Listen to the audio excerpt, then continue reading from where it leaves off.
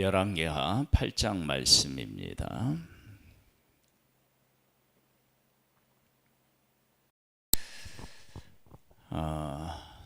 수넴 여인이 자기의 것을 다루 찾는 내용과 그리고 아람 왕을 하나님이 세우는 두 가지 이야기가 기록되어 있습니다. 하나님께서 어떤 분이시냐라고 하는 것을 본문을 통해서 잘 알 수 있습니다. 먼저 수넴 여인에 대한 말씀부터 보겠습니다. 엘리사가 이전에 아들을 다시 살려준 여인에게 이르되 너는 일어나서 네 가족과 함께 거주할 만한 곳으로 가서 거주하라. 여호와께서 기근을 부르셨으니 그대로 이 땅에 7년 동안 임하리라 하니, 하나님이 기근을 피해서 가라는 거예요. 하나님의 사람을 잘 대접한 사람에게 하나님이 생명을 주셨어요. 그리고 그 생명을 준 것 때문에 어떤 일이 생겼느냐 그러면 이 수넴 여인이 하나님이 어떤 하나님이신지를 더 알게 되는 은혜를 받았어요. 그래서 하나님은 하나님을 섬기는 사람을 더 하나님이 알 수 있도록 은혜를 베풀어 주시는 분이시다라고 하는 것을 우리가 알 수 있습니다. 그 하나님께서 기근이 있기 전에 기근을 피해 가라는 거예요.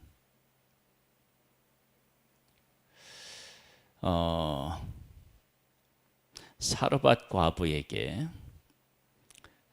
남아있는 그 기름병, 밀가루, 그것으로 기근을 피할 수 있게 하신 하나님은 그런 방법을 쓰지 않고 피해서 가라는 거예요.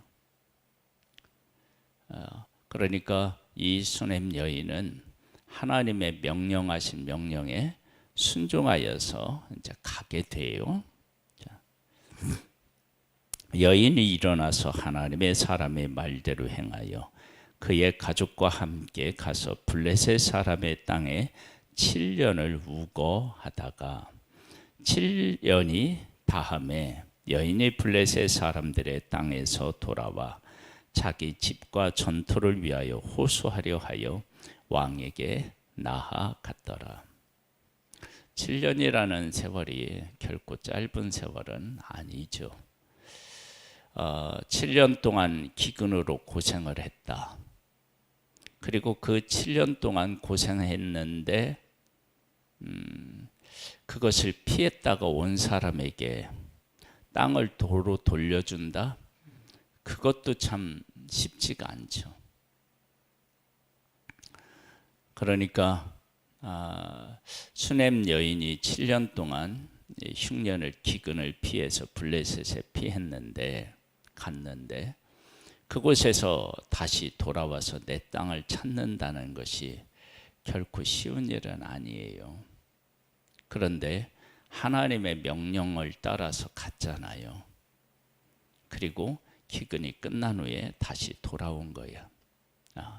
그러면 7년 동안 블레셋에 가서 이 여인이 어떻게 살았을까 생각해 보면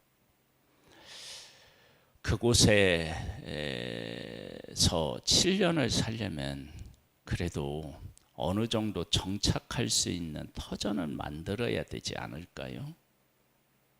그렇다면 어느 정도 정착할 수 있는 터전을 만들었다. 그러면 그것이 결코 또 쉬운 일은 아닐 거예요. 하나님이 도와주셨다고 하지만 사람이 감당해야 할 몫이 있기 때문에 결코 쉬운 건 아니었을 거예요. 그런데 수넴 여인은 다시 돌아가 이제 기근이 끝나고 다시 돌아와야 할 때 다시 돌아와요. 정리했다는 거죠.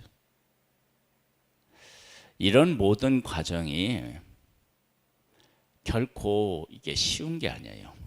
놓고 가야죠. 다시 블레셋에 있는 것을 정리해야 되죠. 그런 과정에 다 순종하는 거예요. 그리고 나서 어떻게 되었느냐. 그때에 왕이 하나님의 사람의 사환 게하시와 서로 말하며 이르되 너는 엘리사가 행한 모든 큰 일을 내게 설명하라 하니, 게하시를 통해서 엘리사에 대한 이야기를 듣는 거예요. 그렇게 듣고 있는 그 타이밍에 게하시가 곧 엘리사가 죽은 자를 다시 살린 일을 왕에게 이야기할 때에 그 다시 살린 아이의 어머니가 자기 집과 전토를 위하여 왕에게 호소하는지라. 게하시가 이르되 내 주 왕이여 이는 그 여인이요 저는 그의 아들이니 곧 엘리사가 다시 살린 자니이다 하니라. 왕이 그 여인에게 물으매 여인이 설명한지라.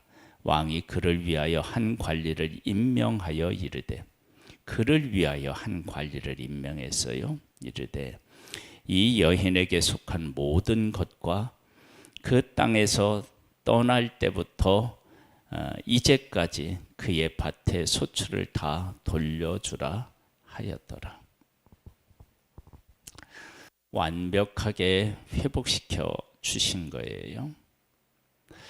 하나님께서는 이 수넴 여인을 통해서 우리에게 무엇을 말씀하고 싶으셨을까요?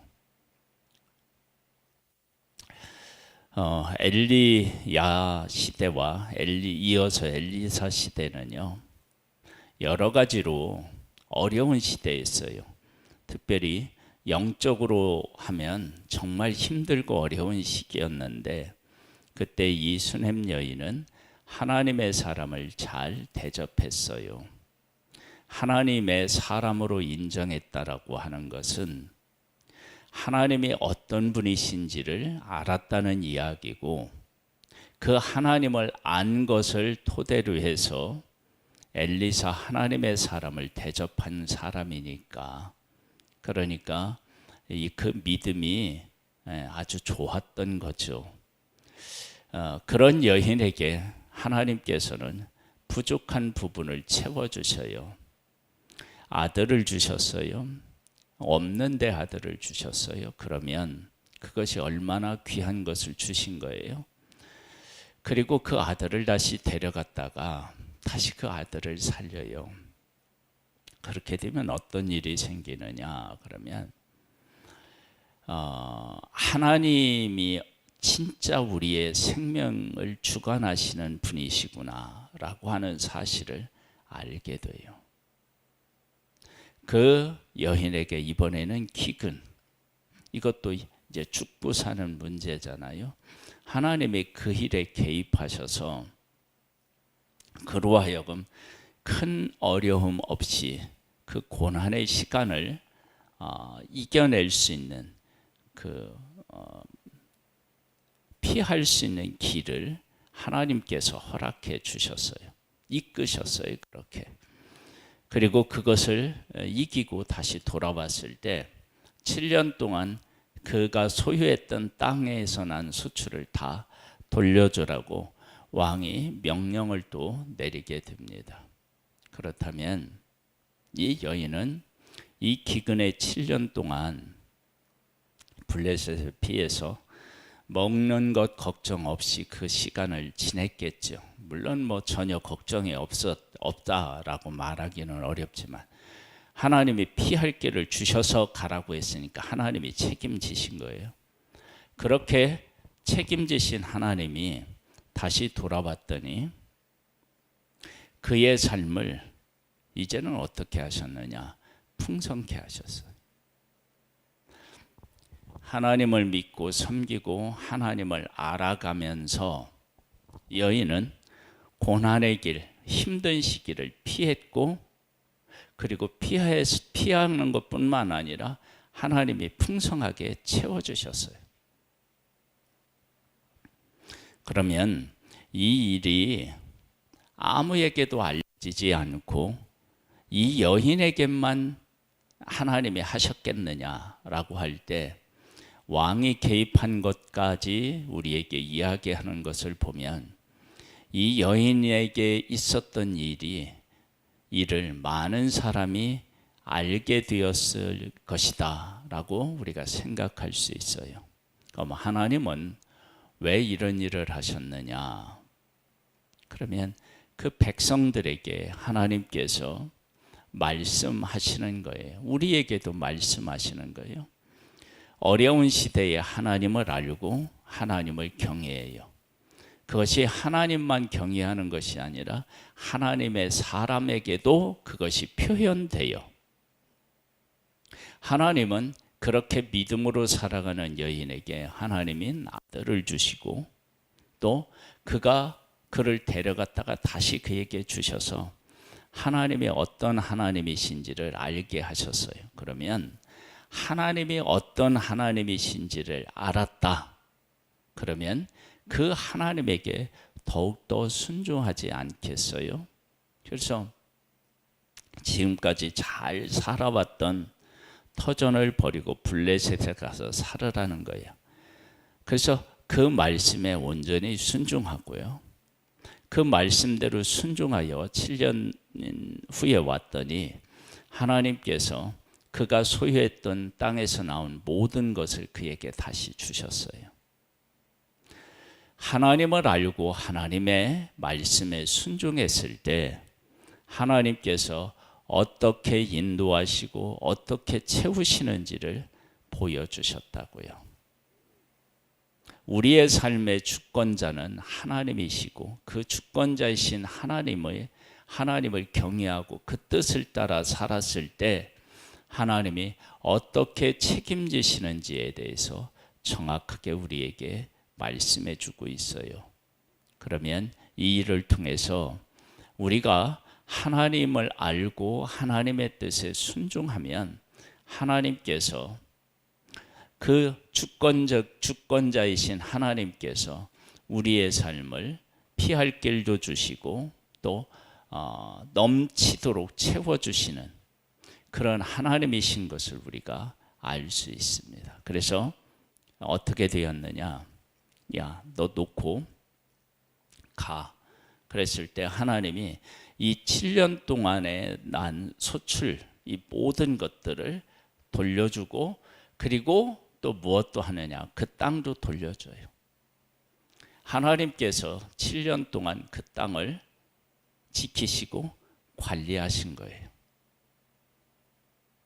하나님께서 하신 거예요. 물론 거기에 어떤 사람이 개입됐지만 그를 통해서 하나님이 이렇게 하신 거예요.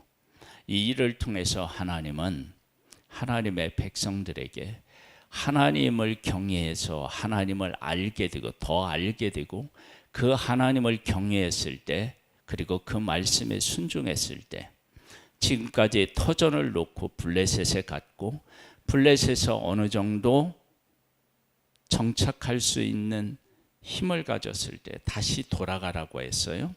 그렇게 돌아왔더니 그것이 다 어려운 거란 말이에요. 지금까지 살던 터전을 놓고 가는 것도 어렵고 7년이면 어느 정도 자리를 잡았을 텐데 그걸 정리하고 다시 오는 것도 어렵고 그런데 하나님이 어떤 분이신지를 아니까 그 하나님의 뜻에 순종했어요. 그랬더니 하나님께서는 기근을 피할 길을 주시고 그 결단 속에 피할 길을 주시고 그 순종 속에 피할 길을 주시고 다시 돌아왔을 때 그 땅을 경작해서 얻은 그 모든 것을 그에게 다시 주셨어요. 그러니까 하나님이 떠나라고 하셨을 때 내가 책임질게 라고 하는 그런 뜻이 담겨져 있었음을 알 수 있습니다. 그렇게 해서 그 여인에게 다시 돌려줍니다. 하나님이 그 여인의 삶을 책임지신 것입니다. 두 번째 얘기예요. 엘리사가 다메섹에 갔을 때에 아람 왕 베나닷이 병들었더니 왕에게 들리기를 이르되 하나님의 사람이 여기 이르렀나이다 하니 왕이 하사엘에게 이르되 너는 손에 예물을 가지고 가서 하나님의 사람을 맞이하고 내가 이 병에서 살아나겠는지 그를 통하여 하나님께 물으라. 하사엘이 그를 맞이하러 갈새 다메섹의 모든 좋은 물품을 예물로 삼아 가지고 낙타 40마리를 싣고 나아가서 그의 앞에 서서 이르되 당신의 아들 아람 왕 베나닷이 나를 당신에게 보내 이르되 나의 이 병이 낫겠나이까 하더이다 하니 엘리사가 이르되 너는 가서 그에게 말하기를 왕이 반드시 나으리라 하라. 그러나 여호와께서 그가 반드시 죽으리라고 내게 알게 하셨느니라 하고 하나님의 사람이 그가 부끄러워하기까지 그의 얼굴을 쏘아 보다가 후니 하사엘이 이르되 내 주여 어찌하여 우시나이까 하는지라. 대답하되 네가 이스라엘 자손에게 행한 모든 악을 내가 알미라. 네가 그들의 성에 불을 지르며 장정을 칼로 죽이며 어린아이를 맺히며 아이벤 부녀를 가르리라 하니 하사엘이 이르되 당신의 개 같은 종이 무엇이기에 이런 큰 일을 행하오리까 하더라. 엘리사가 대답하되 여호와께서 네가 아람 왕이 될 것을 내게 알게 하셨느니라 하더라. 그가 엘리사를 떠나가서 그의 주인에게 나아가니 왕이 그에게 묻되 엘리사가 네게 무슨 말을 하더냐 하니 대답하되 그가 내게 이르기를 왕이 반드시 살아나시리이다 하더이다. 그 이튿날 하사엘이 이불을 물에 적시어 왕의 얼굴을 덮음에 왕이 죽은지라. 그가 대신하여 왕이 되니라. 아람 왕 베나닷이 나오고요. 그리고 그의 신하 하사엘이 나옵니다. 그러니까 베나닷이 하사엘에게 병들었을 때 엘리사에게 물으러 보낸 거예요. 내가 병에서 낫겠느냐. 왕의 병을 가지고 엘리사를 만났는데 엘리사는 전혀 다른 이야기를 하는 거예요. 물론 병에서 낫는 이야기도 하지만 이 하사엘이 왕이 되어서 앞으로 행할 일까지도 다 이야기하는 거예요. 이 하사엘이 어떻게 하느냐? 베나닷을 죽이고 자기가 이제 왕이 되는 거예요. 자, 그 내용이 나와 있고 뒤에 가보면 또 이 말씀이 나와요. 이스라엘 왕 아합의 아들 요람 제5년에 여호사밧이 유다의 왕이 얹을 때에 유다의 왕 여호사밧의 아들 여호람이 왕이 되니라. 여호람이 왕이 될 때에 나이가 32세라. 예루살렘에서 8년 동안을 통치하니라.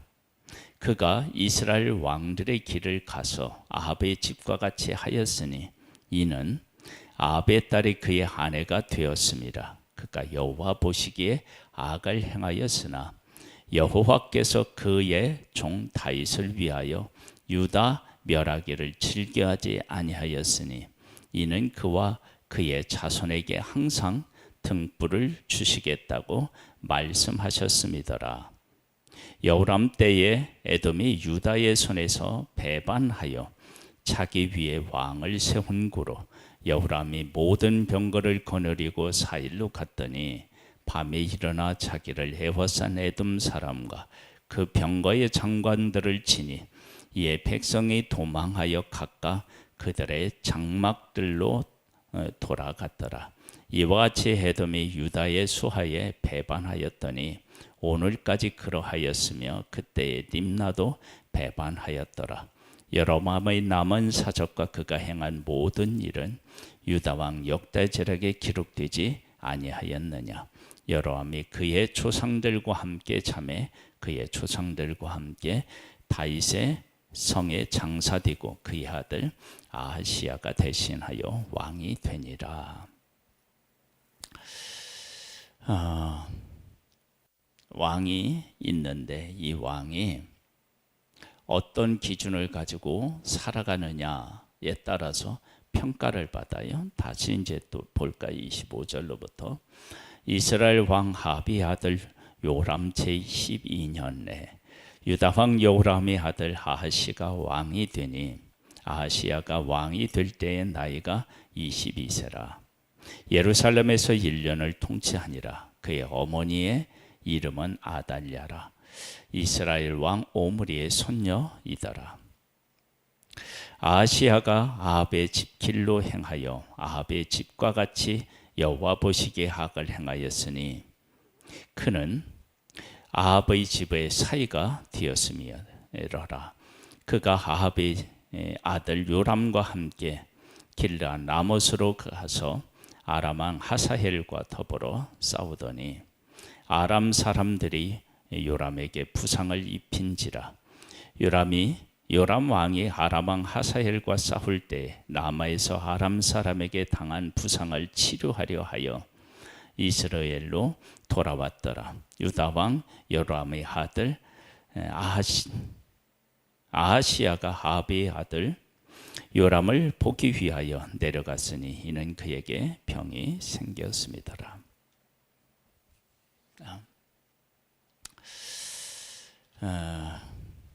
앞에 보면 수넴 여인에 대한 얘기 끝까지 책임지시는 내용이 나오고, 그 다음에 하나님께서 그 다윗에게 영원히 등불을 주시겠다라고 하는 것, 그리고 그것을 하나님이 끝까지 책임지시는 것을 우리가 볼 수 있어요. 그런데 하나님을 떠나 하나님 밖에 있는 사람은 왕이지만 신하에게 죽어요.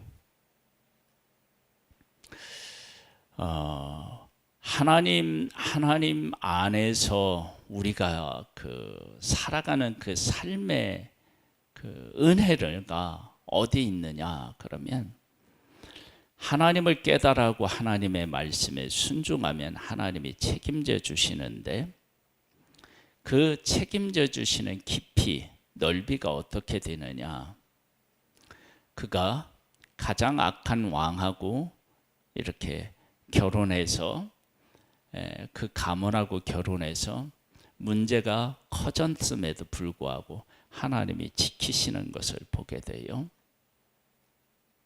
이것은 하나님께서 하나님의 백성들과 약속하셨는데, 그 약속이 이들의 죄와 상관없이, 이들의 잘못에 상관없이 하나님께서 끝까지 그들을 책임지시겠다라고 하는 것을 보여주고 계셔요.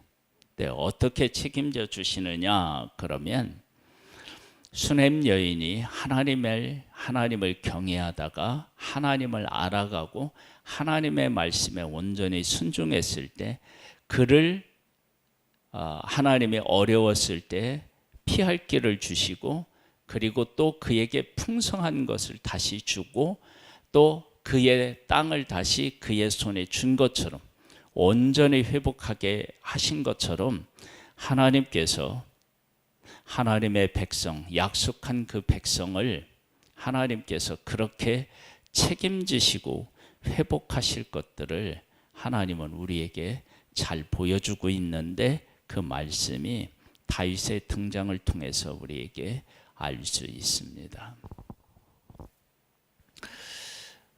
우리의 삶은 온전할 수는 없지만요, 하나님의 은혜 가운데 어떻게 될 수 있느냐 그러면, 하나님을 경외하는 사람에게 하나님이 정말로 주시고자 하는 것이 있다고 그랬어요.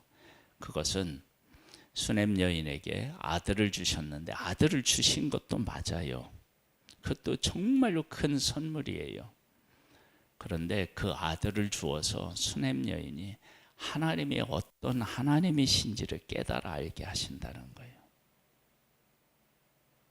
그 하나님께서 믿음으로 살고 믿음을 더 깊이를 더하게 하신 하나님이 수냄 여인의 온전한 순종, 지금까지 살던 곳을 떠났다가 거기서 정착할 만한 곳 하니까 다시 가라고 하니까 온 이 모든 순종을 통해서 하나님이 그의 삶을 온전히 회복시켰잖아요.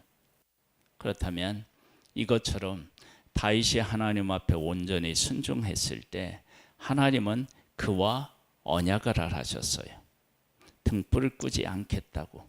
그 언약 안에서 하나님께서는 수냄 여인에게 온전히 순종했을 때 부어주셨던 그런 놀라운 은혜들을 하나님의 언약한 이 백성 속에 하나님이 그 일을 하고 싶으시다, 그 일을 하시겠다라고 하는 것을 보여주고 계시다는 거예요.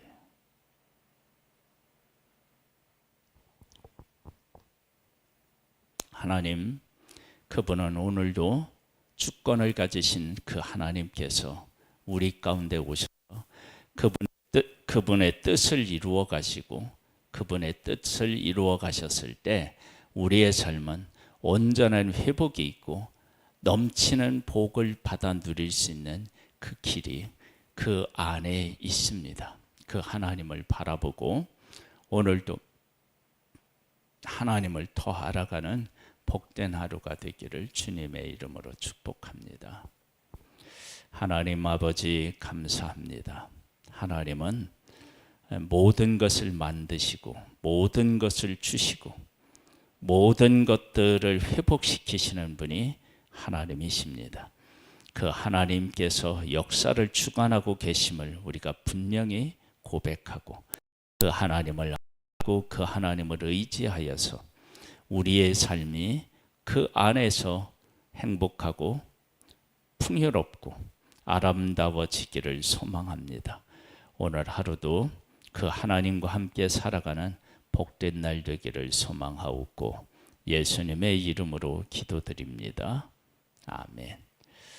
하늘에 계신 우리 아버지여, 이름이 거룩히 여김을 받으시오며 나라에 임하옵시며 뜻이 하늘에서 이룬 것 같이 땅에서도 이루어지리이다. 오늘날 우리에게 일할 양식을 주옵시고 우리가 우리에게 죄 지은 자를 사하여 준 것 같이 우리 죄를 사하여 주옵시고 우리를 시험에 들게 하지 마옵시고 다만 악에서 구하옵소서. 대개 나라와 권세와 영광이 아버지께 영원히 있사옵나이다. 아멘.